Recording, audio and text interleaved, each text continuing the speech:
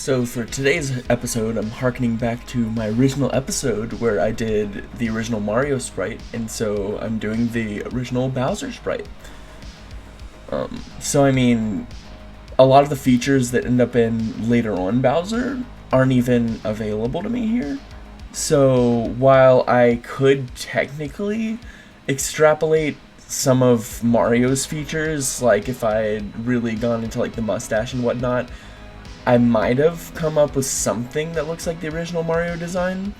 But with Bowser, it's like his hair's not even there, his eyebrows aren't even there. This is basically a completely different character if we weren't explicitly told throughout the games that he was kept constant and whatnot. And so I played around a little bit with what to do because he's somewhat crocodile-like, but he's almost bird. I mean, I know he's supposed to be a turtle monster kind of creature, but there's like something crocodilian about him. He's dinosaurish. There's a lot going on here, so I started with just outlining the basic shapes, and with the appearance of the oranges. I know that it was used in the shading for his horns, but still following the rules that I set. It's the color of his flesh, so there's a weird combination of what his shell is and what the flesh is that I knew I'd have to deal with later on. And I drew two of his bands, and the hands were a little bit strange because both of them are together, and I wasn't really sure to do with the placement. So I'd say his arms are probably one of the weakest parts of this, just because I didn't want it to overlap too much with the mouth, and I didn't really go in depth with the hand placement because I just wanted to follow what the sprite was doing rather than interpret it too far, which I might just do in future iterations. I've considered basically just doing what any artist could do, where you look at the sprite and you see something vague, and then you really go off and say, oh, well, this is something that it could be, even if it doesn't fit 100%. But so far, I've just mostly stuck to the sprite work, so it's a little back and forth there. But yeah, so he's got something funky going on. But yeah, like I was saying, so if I was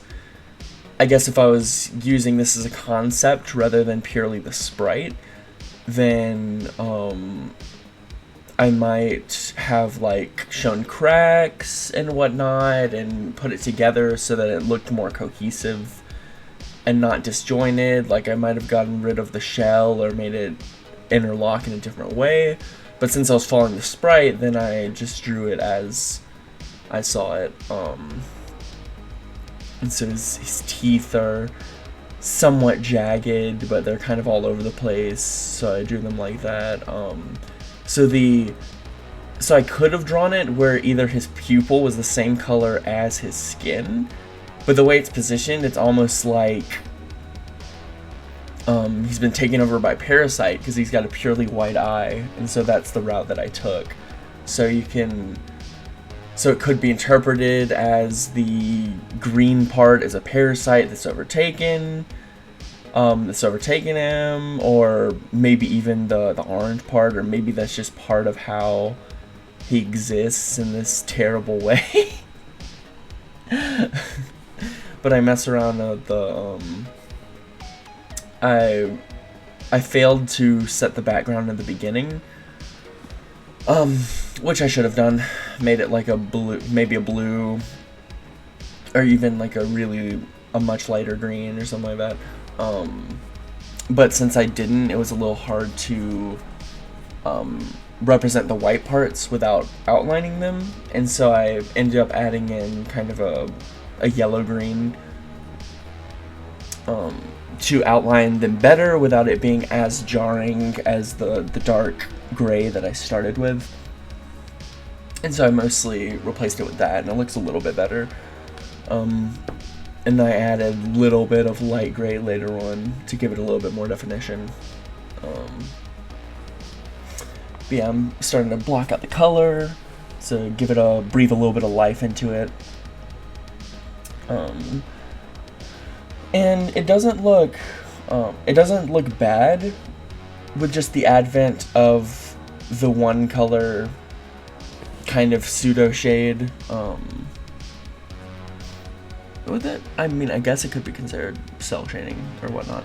But then I did go back in certain key areas and add a couple more colors just to make it stick out even more. With some brighter areas and then a little bit of white highlights that you'll see. But yeah, I wanted to add more character to the skin, so I clearly differentiated between the geometric kind of lines of the shell, which I indent a little bit near the top because that's what the shape looked like, and the kind of flabby overlapping parts of the skin, which I have fun with. Usually when I'm drawing something organic, I add a little bit more folds or moles or whatnot, because I mean, it's easier to do flat colors, but I just like to add a little bit of character because that's kind of what life looks like. I mean, it's like if I was drawing my arm right now, I could draw it as one skin tone with some shading, but I mean, it's got some hair, you can see some veins, got some markings, got some freckles, you know. And that's how I like to do things. I mean, there are a lot of aesthetically pleasing simple styles that I've actually been somewhat jealous of, because I almost always overcomplicate what I draw if it's anything more than a stick figure. But yeah, so I added some highlights here. Didn't go too extreme. Just rebuilt the areas of the shell with some lighter gray. Added the spikes so that you could differentiate it a little bit more. And then yeah, it's basically done. Honestly, less horrifying than the Mario, I have to say. It looks more like a sludge monster. So Mr. Sludge Monster and the Italian is the name of this alternate universe's Mario.